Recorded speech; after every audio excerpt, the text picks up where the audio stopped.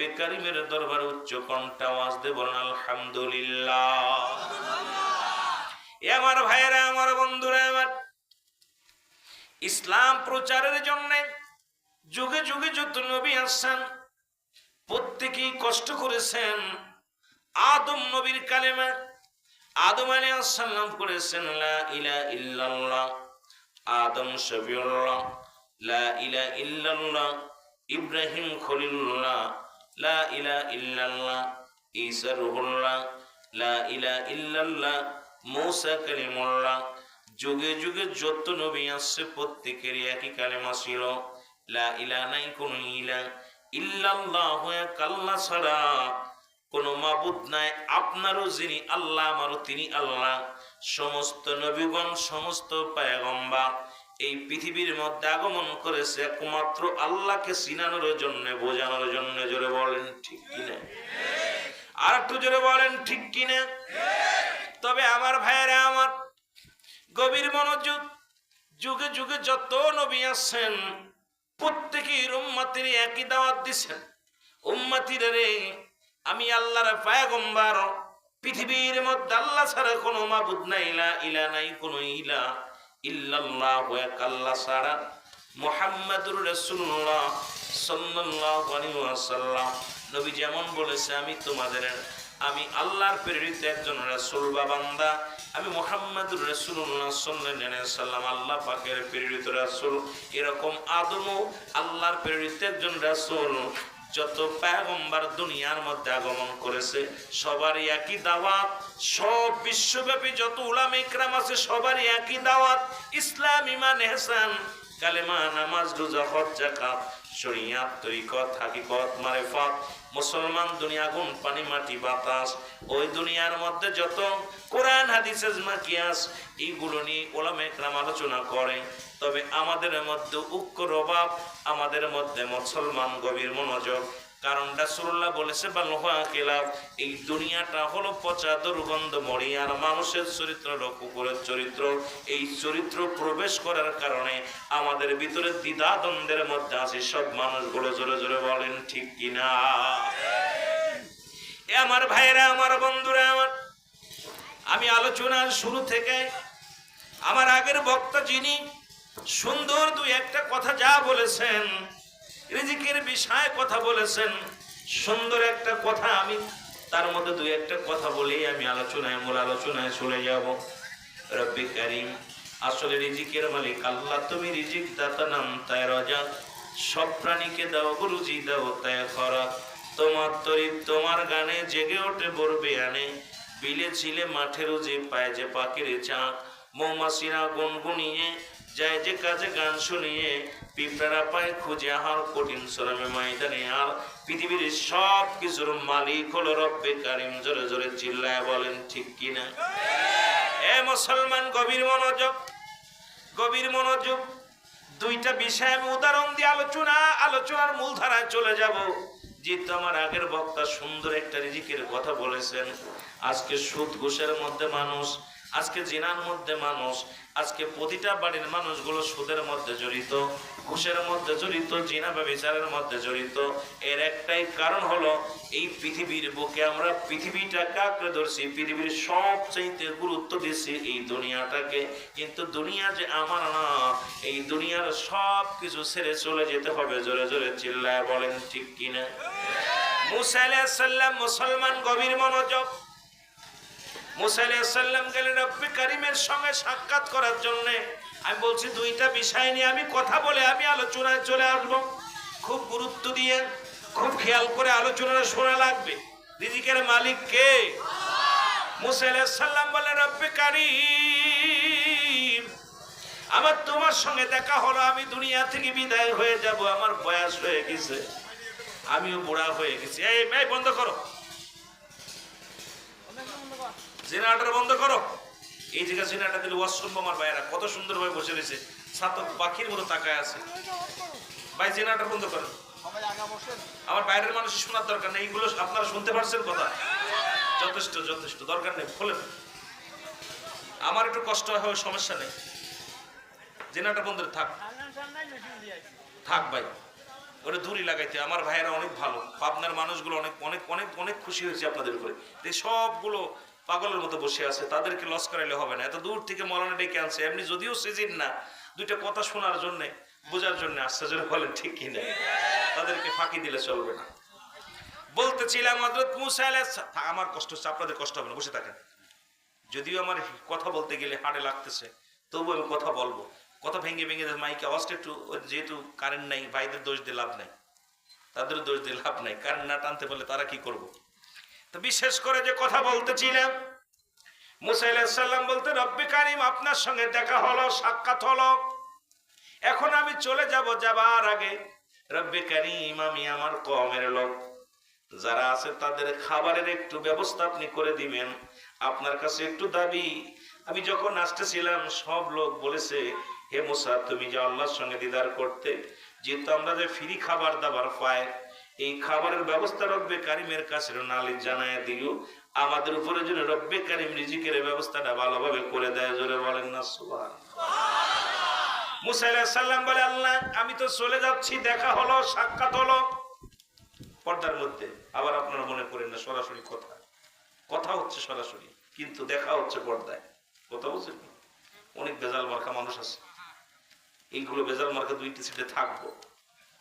এখন বলতে চাল্লা আমি যাইতেছি, এখন যাওয়ার আগে আপনার কাছে জানতে চাই, আমার কমের লোকের একটু খাবার রিজিকের ব্যবস্থা করে দিবেন, আমার বড় শ্রেণীর লোকদেরকে একটু খাবার ব্যবস্থা করে দিবেন। রব্বে কারীম ডাকতে বলে, নবী মুসা রে তুমি যাও, তোমার হাতে কি কয়লাঠি? কয়লাঠিটা দিয়ে সামনে ওই পাশের মধ্যে, ওই সামনে পাহাড়ের উপরে একটা বাড়ি মারো। যখন পাহাড়ের উপরে বাড়ি মারছে, বাড়ি মারার পর বিশাল একটা নদী বাইর হয়ে গেছে।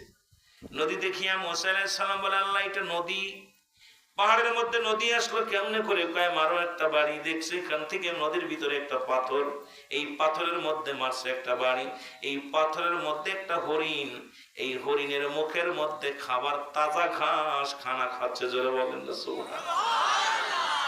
মুসা আলাইহিস সালাম বলে, আল্লাহ এ কি আমার দেখাইলা? কি দেখাইলা?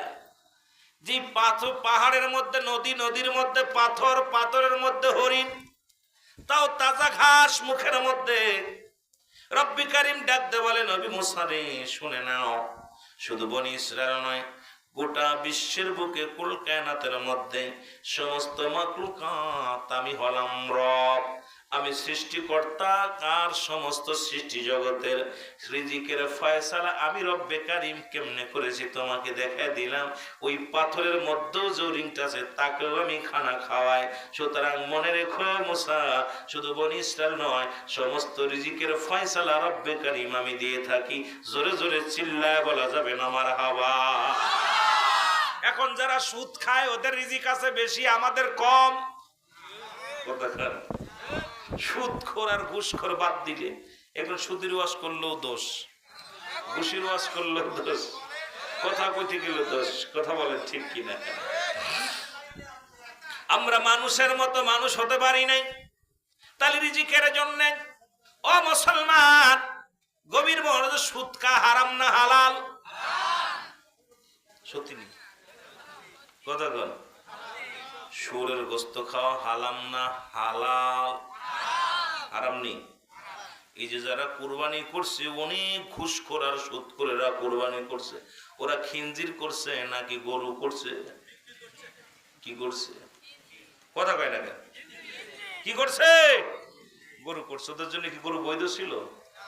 এখন আপনাদের গ্রামে অনেকেই ছিল এই জাতীয় মানুষ ছিল, অফিসে বইয়া সুদ ঘুষ খায়, বাড়ি বইয়া সুদ খায়, বড় বড় গরু কুরবানি করে দেখাইছে মানুষের যে আমি বিশাল একটা দিলাম গরু কুরবানি।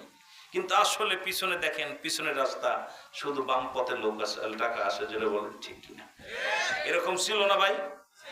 যেটা বলেন কুরবানি শব্দের অর্থ কি? ত্যাগ করা। প্রতিটা মানুষের ভিতরে একটা আমিত্ব আছে, এটা দূর করা। কিন্তু দূর করতে যায় দেখছি আমরা সুদে কারবার, মানুষকে দেখানো কুরবানি, ফেসবুকের কুরবানি বর্তমান।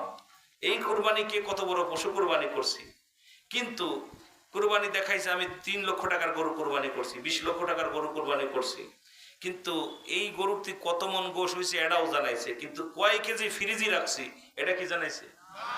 কথা এটা জানানোর দরকার ছিল না? ফেসবুক স্ট্যাটাস দেওয়ার দরকার ছিল যে আমি 17 মন গোশ হয়েছে, 18 মন ঢুকেছি বিরিজি। কথা কন, পাইছেন নি বন্ধু? এই ফেসবুক বন্ধুরা পাইছেন?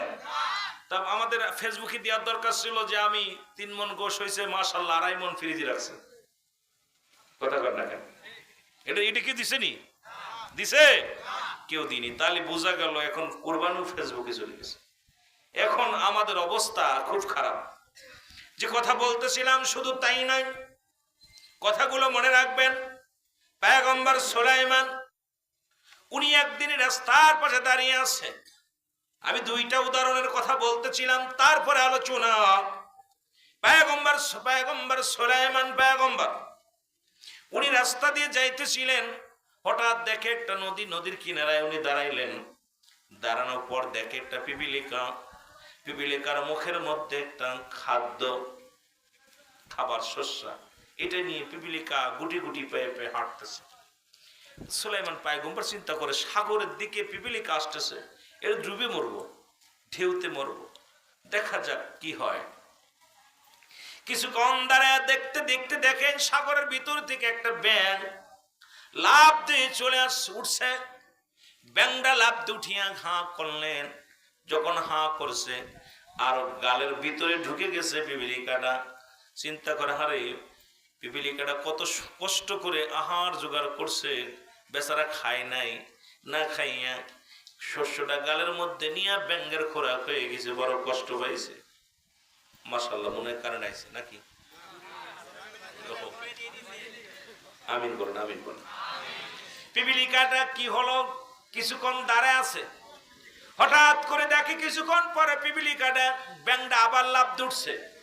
ওটা পরে হা করছে, ভিতর থেকে পিপিলিকাটা বাইর হয়ে গেছে। এবার পিপিলিকাটা যখন গুটি গুটি পেয়ে হাঁটছে, ডাক দিছে পয়গম্বর সুলাইমান। পয়গম্বর সুলাইমান ডাক দিয়ে বলে, পিপিলিকা দাঁড়াও। দাঁড়ায় গেছে পয়গম্বরের কথা শুনে, বলে হুজুর আমাকে ডাকছেন? বলে হ্যাঁ।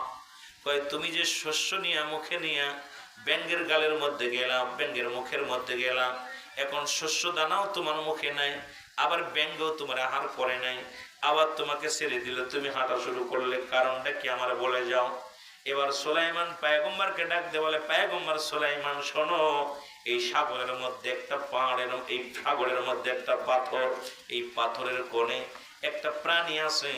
রব্বে কারিম আমাকে দায়িত্ব দিছে ওই প্রাণীটাকে খাওয়ানোর জন্য। যেহেতু আমি পিপিলিকা, খানা খাইবো কেমনে করে? সারাদিন পরে শস্য দানাগুলো খুঁজে খুঁজে ঠোঁটে করে আনি, আর যখন এখানে আসি ব্যাঙের দায়িত্ব আমাকে মুখে করে নিয়ে যাবে, আর ওখানে নিয়ে আবার ছেড়ে দিবে, আমি খাওয়াই আবার ব্যাঙের মুখের মধ্যে চলে আসি। পয়গম্বর সুলাইমান কয়, ও পিপিলিকা, এই রব্বে কারিম যে পাথরের পাহাড়ের পাকিসের সাগরের মধ্যে একটা পাথরের মধ্যে একটা প্রাণী একটা পড়েছে, তাকেও খাওয়াই এইভাবে। সুতরাং এবার পিপিলিকা জবাব দেয়, পয়গম্বর সুলাইমান শোনো, এই অল পৃথিবীর সমস্ত মাখলুকাতের খাওয়ানোর দায়িত্ব আমার রব্বে কারিমের। জোরে জোরে চিল্লায় বলা যাবে না সুবহানাল্লাহ। পয়গম্বর সুলাইমান কয়, রব্বে কারিম তাহলে আমাকে একটু দায়িত্ব দেন, যেহেতু আপনি খাওয়ান, আমার এক বছর আমি খাওয়াইবো আমার কমের লোকেরা। আবার আল্লাহ কয় পারবি না, কয় 6 মাস, কয় পারবি না 3 মাস, কয় পারবি না 1 মাস, পারবি না 15 দিন, পারবি না 1 সপ্তাহ, পারবি না 1 বেলা, পারবি না, হবে না।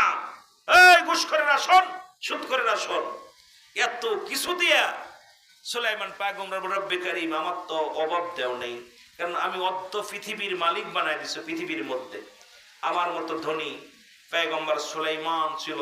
পৃথিবীর মধ্যে 4 জন ব্যক্তিকে আল্লাহ প্রতাপশালী বাদশা বানিয়েছিল। একজন হলো বাদশা নমরুদ, এই কাফেরদের মধ্যে, আর একজন হলো বাদশা বুকতানসর, আর মুসলমানদের মধ্যে একজন পয়গম্বর সুলাইমান, আরেকজন হলো মুসলমান, আরেকজন কি, আরেকজন ছিল বাদশা জুলকারনাইন। জোরে বলেন না সুবহান। বাদশা জুলকারনাইন, এই দুজনকে আল্লাহ পৃথিবীর ধন সম্পদের মালিক বানিয়ে দিয়েছিল, বিশাল সাম্রাজ্যের মালিক বানিয়ে দিয়েছিল। তো সুলাইমান পয়গম্বর বলতেছে, আল্লাহ আস্তে, গরম তো ভাই, একটু আসুক, আস্তে আস্তে আস্তে আস্তে আগে আসেন, আস্তে আস্তে আগে আসেন, ভাইদের বসার সুযোগ করে দিবেন, একটু আপনার আগে আসেন, আগে আসেন। তো আমার বাবারা যে কথাগুলো বলতেছি খেয়াল করবেন সব, আমি বলতেছি একদম একদম কাটা ভাঙা কথা বলতেছি। আমার আগের বক্তাগুলো যেরকম আপনার যেরকম বিদ্যা অর্জন করে, যখন পাঠ্যদান করে, যখন শিক্ষক, ঠিক সেই রকম আলোচনা করতে আমার অনেক ভালো লাগছে। আমিও এত সুর টুর নয়, আস্তে আস্তে আমরা আলোচনায় যাই, যেহেতু গরমের ভাবও ভালো না, আর কারেন্ট আসুক তারপরে দেখা যাক। তো বিশেষ করে পয়গম্বর সুলাইমান বলছে, আল্লাহ আমার তো বিশাল ধন সম্পদের মালিক বানাই দিছো, তো এখন আমি কি পারবো না খাওয়াইতে? পারবি না, তা চেষ্টা করে দেখি। চেষ্টা করো। হাজার মন খানা গরু ছাগল জবাই করে খাওয়া দাওয়ার ব্যবস্থা করছে, রব্বে কারিম পাঠায় দিছে, যাও সুলাইমান পয়গম্বর খানা পাকাইছে, খাইয়ে আসো। একটা মাছ আয়া কায়, সুলাইমান পয়গম্বর আপনি খানার ব্যবস্থা নাকি করছেন, একবেলা খাওয়াইবেন? কয় হ খাওয়াইবো। তুই আর কি খাবি, খা, ওই যে ড্যাগ রয়েছে। পয়গম্বর সুলাইমান দেখায় দিছে ড্যাগ, আয়া মাছে সবগুলো খায়া টায়া বলতেছে, আমার তো আজকে খোরাক মিটি নাই, খাবার দাও। সুবহানাল্লাহ কইতেন নি? আস্তে কইতেন না জোরে কইতেন? এই সুদখোর ঘুষখোর শোন, সম্পদের পাহাড় গড়েছো, বাড়ি করেছো, গাড়ি করেছো, কুল্লু মান আলাইহা ফান, সব শেষ করে দিবে কে? আর একটু জোরে বলেন কে? আল্লাহ কয়, বান্দা আমি সব চূর্ণ বিচ্ছিন্ন করে দিব, কিচ্ছু থাকবে না। বাড়ি গাড়ি সম্পদ সব কিছু চূর্ণ বিচ্ছিন্ন করে দিবে কে? আল্লাহ। সুদখোর ঘুষখোর কোন আপনার কিসের, আপনার আমার জানাজা পড়াইয়া যখন কবরে শোয়া দিবে, তখন আমার এই কিসের কাফনের কাপড়ের কোনো পকেট নাই যে কিছু নিয়ে যাব, আসেনি? যেরকম আছে। সুলাইমান পয়গম্বর বলতেছে, লজ্জা পেয়ে মাথা নিচু করে আছে। এইবার প্রাণী বলতেছে, সুলাইমান পয়গম্বর তুমি জানো না, প্রতিদিন রব্বে কারিম আমাকে টন টন খাবার খাওয়ায়, টন টন খাবার খাওয়ায়। সমুদ্রে যে মাছগুলো আছে, এই মাছগুলো একটা মাছে যে কত মন খাবার খায়, পৃথিবীর মধ্যে বড় বড় জঙ্গলে যে প্রাণীগুলো আছে কত মন মন টন টন মন খাবার খায়, এগুলো খাওয়ায় কে? আরো যারা বলেন কে? সুতরাং আমি আপনি যারা অবৈধভাবে কামাই করতেছি, আমরা সম্পদের পাহাড় করতেছি, আমি আপনাদের কাছে দাবি করব, মাহফিল 3 বছর চলতেছে, এই 3 বছরের জন্য 3টা মানুষ যদি হিদায়াতের মধ্যে আসতো, তাহলে মাহফিল সার্থক হতো। যারা বলেন ঠিক কিনা? 3টা মানুষ যদি হিদায়াতের মধ্যে আসতো, এই মাহফিলটা কি হতো? সার্থকতা হতো। যে টাকা পয়সা খরচ করছে আমার ভাইয়েরা, তাহলে এই যুব সমাজ এরা যুক্তি করে সুন্দর যুবক বয়সী হবে জান্নাতি, আল হাসান আল হুসাইন হবে জান্নাতের সরদার, এই যুবকদের সরদার। সুতরাং এই যুব সমাজ আয়োজিত আজকের এই পাচুরিয়ার জমিনটা রব্বে কারিম যেন আপনাকে আমাকে কবুল করে নেয়, এখান থেকে যেন আমরা রিজিকের সন্ধান যা আল্লাহ লিখে রাখছে ঠিক সেই রকম, ঠিক একই রকম একটা কথা আরেকটা কথা আমার মনে পড়ে গেল। অনেক কথা আমার ভাই বলছে, আলোচনা যেটা করছি এটার পর আলোচনা করলে রাত শেষ হয়ে যাবে, যদিও আমার ওফিলে আলোচনা না, আমাকে বিষয় দিছে দুইটা। একটা বিষয় দিছে কবরের দিকে আলোচনা, আমার কবর ভাষণের দিকে আর একটা আলোচনা দিছে, যেটা যেহেতু পর্দার দিকে একটু গুরুত্ব দিয়ে আলোচনা করতে বলেছে। দুইটা বিষয়ের উপরে আমাকে যিনি দাওয়াত দিচ্ছেন উনি বলছে, তা যেহেতু আমি ওদিকে যাওয়ার আগে শুধু আমি আমার আগের বক্তাগুলো যে কথাগুলো বলছে আমি খেয়াল করার পর আমি যেটা শুনতে পেলাম, সেই আলোচনার একটু ধারাবাহিকতা দিলাম। যে রিজিক রব্বে কারিম আমার দয়াল নবী রাসূল, আমরা কোন নবীর উম্মত? আখিরি নবী রাহমাতাল লিল আলামিনের উম্মত। আমরা সবাই তো সেই নবীর উম্মত না? আমাদের আবার আহমদ নবীর উম্মত আছে কেউ? সব মুহাম্মদ নবীর উম্মত। যারা বলেন ঠিক কি না? বাংলাদেশে কিন্তু আহমদ গ্রুপ ঢুকছে, এক গ্রুপ, ওরা কালেমা পড়ে লা ইলাহা ইল্লাল্লাহ মুহাম্মাদুর রাসূলুল্লাহ। কথা বুঝছেন নি? আপনারা বুঝতে পারবেন না। এই ঢাকার শহরে আমাদের যিনি পরিচালক, উনি অনেক শিক্ষিত মানুষ, যাত্রাবাড়ি লেখাপড়া করছে। উনি ঢাকাতে একজন ইমাম পুরো 10 বছর নামাজ পড়াইছে, ইহুদি। কথা বলছেন, ইহুদি হইয়া নামাজ পড়াইছে। যখন ধরা পড়ছে তখন বলছে আমি ইহুদি। মুসলমানদের ইমান হরণ করার জন্য অসংখ্য ওলামা সেজ, ওলামা সুর সেজে তারা বসে আছে। তারা আহমদ রাসূলুল্লাহ, আমরা মুহাম্মদ রাসূলুল্লাহর জায়গায় আহমদ রাসূলুল্লাহ গায়ে কালেমা প্রচার করতেছে। এই অসংখ্য ওলামা বাইর হয়ে গেছে। তারা ইহুদিদের দালাল, ইসরায়েলের দালাল, ইসরায়েলের জানোয়ারগুলো বাংলার ঘরে ঘরে ঢুকতেছে। এখন ঢুকে ঢুকে দাওয়াত দিবে আপনাদেরকে ইমান হারানোর জন্য। তারা নামাজের প্রতি গুরুত্ব থাকবে না, তারা রোজার প্রতি গুরুত্ব থাকবে না, ইমানের প্রতি গুরুত্ব থাকবে না। তারা মন গড়া চলবে, মন গড়া কাজ করবে, মন গড়া তাদের চলাচল, তার যেটা বলবে ওইটাই ঠিক, সব বাদ। আপনি যেটা বসবে ওইটাই কারেক্ট, আর কারোরটা মতামত সে নেবে না। এরকম এক বাহিনী বাইরে হয়েছে আল্লাহ রাস্তা। আপনাদের এলাকায় ঢুকলে আপনারা বুঝবেন, তাদের পরিচয় যদি আমি দিয়ে আসতে চিনতে পারবেন। তবে বলতেছি যে আহমদ রাসূলুল্লাহ যেটা পৌঁছেছিলাম, রাসূল আকরাম সাল্লাল্লাহু আলাইহি ওয়াসাল্লামের কাছে 2টা কবুতরের ছানা আসছে। কয়টা? দুইটা। সাহাবীরা নবীজি হাতে দিলেন, যাও এটা পাক করে নিয়ে আসো। দেখছে একটা কবুতরের ছানা পাক করছে, আর একটা রেখে দিয়েছে সাহাবী, যে এই কবুতরের ছানাটা আগামীকাল রাসূলকে দেওয়া হবে। নবীজি যখন এই যে আমরা যারা মাল গচ্ছিত রাখছি যে আগামী দিন বাঁচব, রাসূল আকরাম সাল্লাল্লাহু আলাইহি সাল্লামের সামনে যখন আনলেন, তা হুজুর বললেন, দুইটা প্রাণী জবাই করলে এতটুকু কেন? গোস্তের পরিমাণ এত কম কেন? বলছি, ইয়া রাসূলুল্লাহ, আর একটা প্রাণী রেখে দিয়েছে আগামী দিনের জন্য। আমার নবী বললেন, তুমি আগামী দিন বাঁচবা বলতে পারো? আগামী দিন তুমি বাঁচবা? তা আমরা আগামীর জন্য যারা করতেছি, দেখা যায় সুদের মধ্যে ঘুষের মধ্যে দিয়া খালি আগামী দিনের চিন্তা। আমরা ব্যাংক ব্যালেন্স করতেছি আগামী দিনের জন্য, আমরা মুনাফা বেশি লাভের জন্য। এখন আমরা মৌলবীরা ফতোয়া দিতেছি দিয়া ব্যাংকগুলো হালাল করছি। সুদ নাই এমন কোন ব্যাংক নাই, জোরে বলেন ঠিক কিনা? না আসেনি? কথা বলেন আসেনি? আমরা আলেমরা বলতেছি অমুক ব্যাংকটা হালাল। আরে ভাই, 1 বছর যদি লস দেয় ওই ব্যাংকের টাকা থবে? কথা বলেন থবে? আপনাদের এই বছরে যদি 50,000 টাকা লস দেখায়, ওই ব্যাংকের টাকা উঠাবেন না রাখবেন? কথা কয় না কেন? আমি তো উঠাবো, আপনারা না উঠাইলে। কথা বলেন, আপনি না উঠাইলে আমি উঠাইবো। তাহলে এই যে পাম পট্টি দিয়ে আমাদেরকে একটা বিভ্রান্তির মধ্যে ফেলতেছে, যেটা জায়েজ ওটা জায়েজ, এইরকম অসংখ্য ওলামা একরাম বাইর হয়েছে, তারা ফতোয়া দিবে। এই জন্য রাসূল আকরাম সাল্লাল্লাহু আলাইহি সাল্লাম 3 দিক ফিরে দোয়া করলেন, মদিনার দিকে ফিরে, মক্কার দিকে ফিরে, ইয়ামেনের দিকে ফিরে। নবীজি নজবাসীদের দিকে ফিরে দোয়া করেন নাই। রাসূলুল্লাহকে বলেন, ইয়া রাসূলুল্লাহ, আপনি 3 দিক ফিরে দোয়া করলেন, অথচ নজবাসীদের দিকে দোয়া করলেন। নবীজি বলেন, আমি দেখতেছি অচিরেই ওই নজবাসীদের মধ্যে শয়তানের শিং বাইর হবে। কিসের শিং?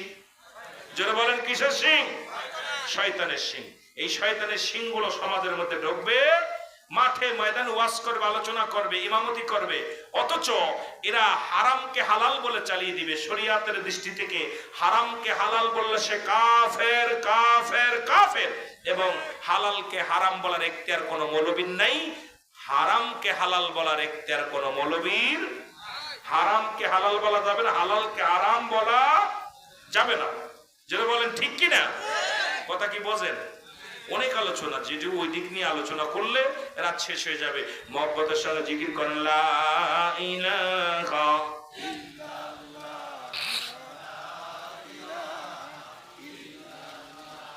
আরো জোরে জোরে বলেন, লা ইলাহা ইল্লাল্লাহ।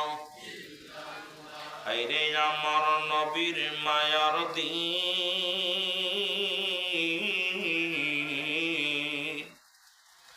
উম্মতের সামনে আজি হইতেছে বিলীন।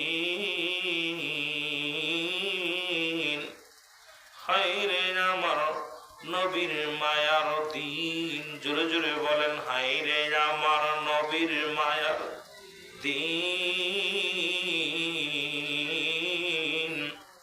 উম্মতের সামনে আজি হইতেছে বিলীন। হায়রে আমার নবীর মায়ার দিন। ফরমায়াছেন হযরত আয়েশা খাতুন,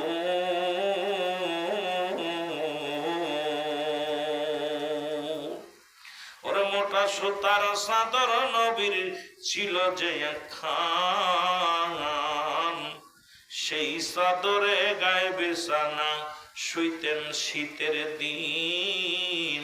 হায়রে আমার নবীর মায়ার দিন, হায়রে আমার নবীর মায়ার দিন। ফরমায়াছেন হযরত খাদিজা খাতুন, না জুটিত একটি দানা খেজুর কোন দিন, ওরে না জুটিত একটি দানা খেজুর কোন দিন। মাঝে তো নবীর চুলায় জ্বলত না আগুন।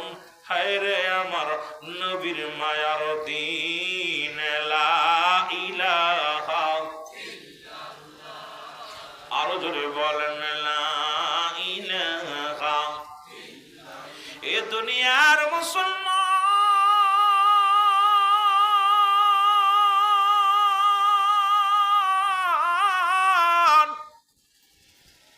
মানুষের 3টা বিপদ।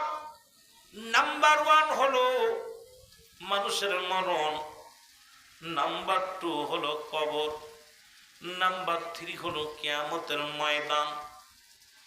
3টা আলোচনার মধ্যে আমি মুসলমান গভীর মনোযোগ। তিনটা বিপদের মধ্যে এক নাম্বার হলো মানুষের মরণ। পৃথিবীর মধ্যে কত রোগের ওষুধ আছে, মরণ রোগের ওষুধ নাই। করোনা ভাইরাসের ভ্যাকসিন বাইর হলো। ও মুসলমান, পৃথিবীর সৃষ্টির লগ্ন থেকে শুরু করে আজ পর্যন্ত মরণ রোগের ওষুধ পাইলাম না। এক নাম্বার বিপদ হলো মানুষের মরণ। এক নাম্বার বিপদের নাম কি? যারা বলেন নাম কি? মরণ। এই মরণ মানুষের দুইটা টাইমে হয়, একটা হলো রাতের বেলা, একটা হলো দিনের বেলা। আল্লাহ দিন শুরু করেছে নামাজ দিয়া, রাত শুরু করেছে নামাজ দিয়া। গুরুত্ব দেখবেন, রব্বে কারিম বান্দারে কত ভালোবাসে। রব্বে কারিম এই দুনিয়া সৃষ্টি করলো কত সুন্দর ভাবে গো। ও বান্দা, গভীর মনোযোগ। আল্লাহ রাতের শুরু বানাইলেন মাগরিব। বান্দারে মাগরিবের 2 রাকাত 3 রাকাত সুন্নাত, 3 রাকাত ফরজ নামাজ তুমি আদায় করলা, সঙ্গে সঙ্গে বান্দা তুমি হয়ে গেলা আল্লাহর গোলাম। 2 রাকাত সুন্নাত নামাজ তুমি আদায় করলা, সঙ্গে সঙ্গে তুমি হয়ে গেলা রাসূলের প্রেমিক। এখন যদি রাতের মধ্যে মরণ হয়, আপনি হলেন 1 নম্বরে আমার আল্লাহর গোলাম, 2 নম্বরে নবীর প্রেমিক। এই পৃথিবীর মধ্যে আপনার দেহটা হবে রব্বে কারিমের কাছে বড় দামি দেহ, ফেরেশতার কাছে বড় দামি দেহ। এই দেহটা হবে ইমানদারি দেহ, এই দেহটা হবে আল্লাহর একজন খাস গোলামের দেহ, এই দেহটা হবে আমার রাসূলের প্রেমিকের দেহ। সুতরাং যার সঙ্গে নামাজের সাথে কোনো সম্পর্ক নাই, তার সঙ্গে কেমনে রাসূলের প্রেম হয়, তার সঙ্গে কেমনে আল্লাহর গোলামিত্ব হয় বুঝি আসে না। জোরে জোরে চিল্লায়া বলা যাবে না, ঠিক কিনা? এ মুসলমান, গভীর মনোযোগ শুইনা লাও। রাত্রে আপনার মৃত্যু হয় নাই, রাত্রে মৃত্যু হয় নাই, দিনে মৃত্যু হবে, মধ্যে কোনো সন্দেহ নাই। দিনের শুরু হলো বান্দা ফজর, ফজরে 2 রাকাত সুন্নাত নামাজ তুমি আদায় করলা, সঙ্গে সঙ্গে তুমি হয়ে গেলে নবীর প্রেমিক। নাম দাবি করো আমি মুসলমান, আমার নবী রাহমাতুল লিল আলামিন মাসের মধ্যে 30 বার দাড়ির মধ্যে খোল লাগাও। আরে মুসলমান, সপ্তাহে 7 দিনে 3 বার দাড়ির মধ্যে খোল লাগাও। যদিও দাড়ির মধ্যে আমার অনেক যুবক বাবারা এই দাইমি সুন্নাতটার গুরুত্ব দেন না, বড় কষ্ট লাগে, বড় লজ্জা লাগে। কেমন মুসলমান একেতে সুন্নাত যাদের মুসলমান। আরে নবীর প্রেমিক তো মুখের মধ্যে কোনোদিন খুর লাগাইতে পারে না, নবীর প্রেমিক তো মুখের মধ্যে কোনোদিন খুর লাগানোর সম্ভব নয়। কারণ নবীর প্রেমিক কখনো সুন্নাত ছাড়তে কখনো সম্ভব নয়, জীবন চলে যাবে। এই সুন্নাতের গুরুত্ব তার কাছে অনেক। মুখে মুখে বলি আমি মুসলমান, আখেরি নবীর উম্মত, অথচ নবীর সুন্নাত তরিকার মধ্যে নাই। তোমার মতো মুসলমানের সঙ্গে রাসূলুল্লাহর কোনো সম্পর্ক নাই। জোরে জোরে চিল্লায়া বলা যাবে না, ঠিক কিনা? এ দুনিয়ার যুবক আমার বাবারা কষ্ট পাবে না তো আমার কথা শুনলে, তবে কিচ্ছু করার নাই, কারণ আমাকেও মরতে হবে। আমার ওই মদিনাওয়ালার পক্ষে যদি কথা বলতে আসিয়া, যদি আপনাদের চেহারা দেখে যদি আপনি বিপক্ষে কথা বলি, রব্বে কারিমের কাছে আমরা ধরা পড়ে যাব। রব্বে কারিম, মুসলমান শোনো, এবার 2 রাকাত ফরজ নামাজ তুমি আদায় করলা, সঙ্গে সঙ্গে তুমি হয়ে গেলে আমার আল্লাহর গোলাম। এখন যদি দিনের মধ্যে তোমার মরণ হয়, তোমার মরণটা হবে আমার নবীর প্রেমিক আল্লাহর গোলাম। জোরে জোরে চিল্লায়া বলা যাবে না আল্লাহু আকবার। ওরে আজি না হয় কাল তুমি যাইবা কবরে, যাবার কালে দেখবে চেয়ে গো তোমার সবই রইল পড়ে, যাবার বেলায় দেখবে চেয়ে। আরো জোরে বলেন, যাবার বেলায় ও তোমার সবই রইল পড়ে, আজ না হয় কাল। এ দুনিয়ার মুসলমান,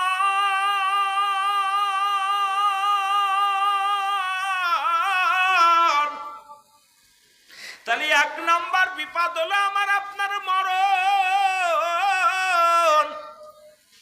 এই মরণের হাত থেকে বাঁচা সম্ভব নয়। আল্লামা মুফতি আমজাদ আলী সাহেব একটা কিতাবের মধ্যে লিখলেন বাহারে শরিয়া।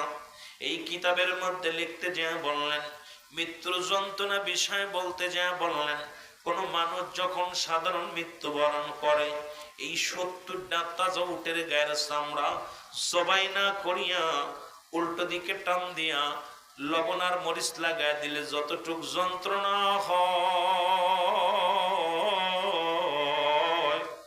এর চাইতে 70 গুণ যন্ত্রণা হলো একটা সাধারণ মৃত্যু। এখন আমরা যারা মরণকালে পায়খানা করে দিই, আমরা যারা মরণকালে প্রস্রাব করে দিই, আমরা যারা মরণের সময় চোখ দুটি বড় বড় হয়ে যায়, আমাদের যাদের মরণের সময় জিহ্বা বাইর হয়ে যায়, তাদের মৃত্যুটা কত কঠিন হয়। আল্লাহ আল্লাহ জোরে জোরে চিল্লায় বলা যাবে না আল্লাহু আকবার। আমার মরণ আসিবে কখন কেউ তো জানি না, আমার আরো জোরে বলেন, আমার মরণ আসিবে কখন, এ আমি চলে যাব, আমায় তোমরা ভুইলা যাইও না, আমি চলে যাব না, আমার মরণ আসিবে যখন কেউ তো জানি না, আমার টাকা পয়সা দালান কোটা জাগা করেছি, সব কিছু ফেলাইয়া আজি একাই চলেছি রে আমি, সব কিছু ফেলাইয়া আজি একাই চলেছি, আমি যাবার কালে ভেবে দেখি আমার কেহ নাই, আমি যাবার কালে আমার মরণ আসিবে, আরো জোরে বলেন, আমার মরণ আসিবে। এই পৃথিবী চিরদিনই থাকার জায়গা নয়, অন্ধকার কবর যে তোমার আসল ঠিকানা রে মানুষ, অন্ধকার কবর যে তোমার আসল ঠিকানা, আমি চলে যাব, আমায় তোমরা না, আমি চলে যাব, আমায় তোমরা না, আমার মরণ আসিবে যখন কেউ তো জানি না, আমার এ দুনিয়ার মুসলমান শোনো, কখন কার মরণ হয়ে যায় কেউ বলতে পারি না, এই কখন কার মৃত্যু হয়ে যায় কেউ বলতে পারি না। এই জন্য বলতেছিলাম 1 নাম্বার মরণ। এই মরণের কথা বলতে যাইয়া অনেক কথা চলে আসে। এর মুসলমান, এই মৃত্যুর হাত থেকে বাঁচার মতো কোনো পথ নাই, পালানোর মতো কোনো পথ নাই। কত রাজা কত বাদশাহ দুনিয়ার মধ্যে আগমন করলো, কেউ দুনিয়ার মধ্যে নাই, আমিও থাকবো না, আপনিও থাকবেন না। কত মানুষ এলাকার মধ্যে মস্তানি করত, যাদের ভাই এলাকার মানুষগুলো থরথর করে কাঁপতো, যাদের ভাই এলাকার মানুষগুলো কথা বলতো না, যাদের ভাই এলাকার মানুষগুলো এক দলের সঙ্গে আর এক দল কোনো কথা বলতে সাহস পেত না, আজকে তারা কবর জগতে চলে গেছে। অনেকের কবর উপরে দিয়ে কুত্তা শেলে পায়খানা করে, অনেকের কবর উপরে দিয়ে গরু ছাগলে ঘাস খায়। ওই কবর থেকে খেদানোর মতো ক্ষমতা আল্লাহ তারে দেয়নি। তারে মুসলমান কত নেতা, কত এমপি, কত মন্ত্রী, কত না মেম্বার, কত চেয়ারম্যান, কত মাতবার এলাকার মধ্যে ছিল। এই পাশুরিয়ার জমিনে কত না টাকাওয়ালা বাড়িওয়ালা মানুষ ছিল, যাদের দাপট এলাকার মানুষ থরথর করে কাঁপতো। আজকে তারা কবর জগতে চলে গেছে, কবর থেকে খেদানোর মতো ক্ষমতা নাই। অনেকের কবর উপর দিয়ে গরু ছাগলে ঘাস খায়, অনেকের কবর উপর দিয়ে কুত্তা ছেলে পায়খানা করে, অনেকের কবরের অস্তিত্ব নাই, অনেকের কবরটা কোথায় আছে এখন আমরা কেউ বলতেও পারি না। এই হলো আপনার জিন্দেগি, আমার জিন্দেগি। মুসলমান শোনো, এই জন্য ইমানদারের মৃত্যু আমাদের করতে হবে। আল্লাহ বলেন, ও মুসলমান শোনো, এই রব্বে কারিম দুনিয়ার মধ্যে আপনাকে আমাকে পাঠাইল তার গোলামি করার জন্য, দাসত্ব করার জন্য। এই দুনিয়ার মধ্যে আসিয়াম আমরা মন গড়া মতো চললাম, এই দুনিয়ার মধ্যে আসি আমরা ইচ্ছা মতো চললাম। আমার বান্দা মুসলমান রব্বে কারিম এর দাবি করে আমার বান্দা এই দুনিয়ার মধ্যে ইবাদত বন্দেগী করবে, কিন্তু রব্বে কারিমের বান্দাগুলো যার চিন্তা তার নিয়ে বসে আছে। রব্বে কারিমের গোলামি বাদ দিয়া, রব্বে কারিমের দাসত্ব বাদ দিয়া ইচ্ছা মতো চলাফেরা শুরু করছে। জোরে বলেন ঠিক কিনা? আর একটু জোরে জোরে চিল্লায় বলেন ঠিক কিনা? ওরে যে কথা বলতেছিলাম, আদম আলাইহিস সালাম থেকে শুরু করে আখিরি নবী রাহমাতুল লিল আলামিন পর্যন্ত যত পয়গম্বর, যত নবী, যত উম্মত দুনিয়ার মধ্যে আগমন করলো, সময় দুনিয়া থেকে বিদায় নিয়ে চলে গেছে, কেউ নাই। আমি আপনি কখন চলে যায়, কখন যেন মারা যায়, কখন যেন চলে যায়। একটা কথা বড় মনে পড়ে গেল, কথাটা না বললেই নাই রে মুসলমান। এই মুহূর্তে কত মানুষ মারা যায়, ফেসবুকের মধ্যে দাদার মৃত্যু দিয়া লাশ দেখায়া ছবি পোস্ট করে দিতেছি, বিদেশ থেকে ছবি পাঠাইতেছি, মৃত্যু লাশ গুলো আমরা ফেসবুকের মধ্যে দিয়া কত উপহাস করতেছি। এই মরণের চিন্তা যদি কোনো মানুষের থাকতো, এই মানুষটা দুনিয়ার মধ্যে নামাজ ছাড়তে পারতো না। এই মানুষটা যদি মরণের চিন্তা থাকতো, এই মানুষটা জীবন অন্যায় পথে পা বাড়াইতে পারতো না। এই মানুষটার মরণের চিন্তা যদি থাকতো, এই দুনিয়ার মধ্যে কোনোদিন ভুল পথে পা বাড়াইতো না। এই মানুষের অন্তরের ভিতরে মরণের ভয় নাই, এই কারণে সুদ, ঘুষ, জিনা, ব্যভিচার, অন্যায়ের ভিতরে ঢুকে গেছি। জোরে জোরে চিল্লায় বলেন ঠিক কিনা? এরে মুসলমান বালকের বাচ্চা ইব্রাহিম আদম,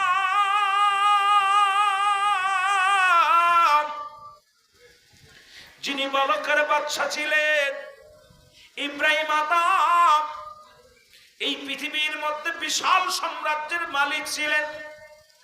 ওনার অন্তরের ভিতরে কোন মরণের ভয় ছিল না। সুদের সঙ্গে জড়িত, ঘুষের সঙ্গে জড়িত ইব্রাহিম আদম এত পরিমাণ সুদের কারবার করতেন। ওই দেশের যিনি প্রধান রাষ্ট্রপতি, যিনি ইব্রাহিম আদম, যিনি বলকের বাচ্চা ছিলেন, এত পরিমাণ কর আদায় করতেন মানুষের কাছ থেকে, প্রজাদেরকে কষ্ট দিতেন। আল্লাহ রাব্বুল আমিন তাকে একটা সতী সাথী নারী দান করেছিলেন। প্রতিদিন ডাকতে বলতো, স্বামী ও আমার স্বামী, কদিন বাঁচবেন, কদিন আর এই দুনিয়ার মধ্যে থাকবেন, আপনি অন্যায় কাজ ছেড়ে দেন, মাওলারে ডাকেন, মরণের চিন্তা করেন। ইব্রাহিম আদম কয়, আমার তো মরণের চিন্তা হয় না, আমি যে মরবো এই চিন্তা আমার ভিতরে নাই। এর বিবি ডাকতে বলে, একজন আলেমের কাছে যান, একজন আলেমের পরামর্শ নেন, দেখবেন মরণের চিন্তা আপনার ভিতরে চলে আসবে। এলাকার ইমাম সাহেবকে ডাক দিলেন, ইমাম সাহেব, হুজুর আমার স্বামীকে একটু দেখেন, স্বামীর ভিতরে তো মরণের চিন্তা হয় না, আমার স্বামী সুদের মধ্যে জড়িত, আমার স্বামী ঘুষের মধ্যে জড়িত, আমার স্বামী দুনিয়ার মধ্যে মানুষকে কষ্ট দেয়, একটু দয়া করে একটু চিকিৎসা করেন। হুজুর এসে ডাকতে বলে, ইব্রাহিম আদম, তোমার কি মরণের চিন্তা হয় না? সকাল সূর্যোদয় হবে এটা কি তোমার ভাবনা হয়? সূর্যোদয় হবে এটা আমি জানি, বেঁচেও থাকবে এটাও জানি, আমার মরণের ভয় নাই। এরে হুজুর ডাকতে বলে, ইব্রাহিম আদম, একটু মরণের চিন্তা করো, বর্তমান প্রেক্ষাপট নিয়ে একটু বুঝবেন, আলোচনাটা বর্তমান সমাজ নিয়ে একটু বুঝবেন। ইব্রাহিম আদম কয়, ও হুজুর, আমার তুমি যতই মরণের ভয় দেখাও, ইমাম সাহেব হুজুর যতই মেম্বারে বসে সুদ ঘুষের ওয়াজ করুক, ইমাম সাহেবের ওয়াজ ওই জায়গায় রেখে যায়। বক্তা যতই আসিয়া ওয়াজ করুক, বক্তার আলোচনা ওই মাঠেই থেকে যায়, বাড়ি নেওয়া হয় না। ইব্রাহিম আদম একই অবস্থা, ডাকতে বলো, হুজুর আপনি আমার ওয়াজ করবেন কি? আমার তো মরণের চিন্তা হয় না। বলে, মরণের একটা চিন্তা আছে, তুমি বেশি বেশি করে মরণের চিন্তা করো, একটু জিকির করেন, লা ইলাহা আরো জোরে বলেন লা ইলাহা, জবান খোলে লা ইলাহা, মহব্বত লা ইলাহা। কে উঠাউঠি করবেন না, বসে থাকুন, চুপ করে বসে থাকুন। ইল্লাল্লাহ, জোরে লা ইলাহা। এইটা খুলে রাখবেন, পরে দিনে বৃষ্টি আসলে ভিতরে চলে যাবেন। ইল্লাল্লাহ, লা ইলাহা মুহাম্মাদুর বেজান মগার মনের বেদনা বুঝাইলে কেউ বোঝে না, আইরে শোনাইলে কেউ শোনেন না, ওগো শোনেন সাগে মদিনা লা ইলাহা, আরো জোরে লা ইলাহা। ভাই নাই ভাই, মরণ আইলে ঘরেও যে মরণ হইব, যদি আজরাইল আইয়া গেলে কত মানুষ ঘরে শুয়ে আছে না, টাটা করে বাড়িতে শেষ। ভয় না, আস্তে আস্তে ধৈর্য ধরে। আল্লাহ ঠান্ডা করছে, যদি বৃষ্টি আসে আলহামদুলিল্লাহ, ভালো হইলে আলহামদুলিল্লাহ। রব্বে কারিমের সঙ্গে কোনো হাত নাই, সবাই ধৈর্য ধরে থাকে। লা ইলাহা, আরো জোরে জিকির করেন লা ইলাহা, লা ইলাহা বেজান মগার মনের বেদনা আগায় বুঝাইলে কেউ বোঝে না, আইরে শোনাইলে কেউ শোনে না, ওগো শোনেন সাগে মদিনা লা ইলাহা, আরো জোরে লা ইলাহা, মহব্বত লা ইলাহা, লা ইলাহা মুহাম্মাদুর লা ইলাহা, আরো জোরে লা ইলাহা। জিকির করতে করতে মরণ হবে লা ইলাহা, আরো জোরে বল লা ইলাহা। এর নাই কোন ইলাহ আল্লাহ ছাড়া, বল নাই কোন মালিক, লা ইলাহা ইল্লাল্লাহ, বল লা ইলাহা, আরো জোরে লা ইলাহা, লা ইলাহা মুহাম্মাদ রাসূলুল্লাহ, লা ইলাহা, লা ইলাহা। এই সুবহানাল্লাহ, আলহামদুলিল্লাহ, সুবহানাল্লাহ, আলহামদুলিল্লাহ, জোরে সুবহানাল্লাহ, লা ইলাহা, এই সুবহানাল্লাহ, আলহামদুলিল্লাহ।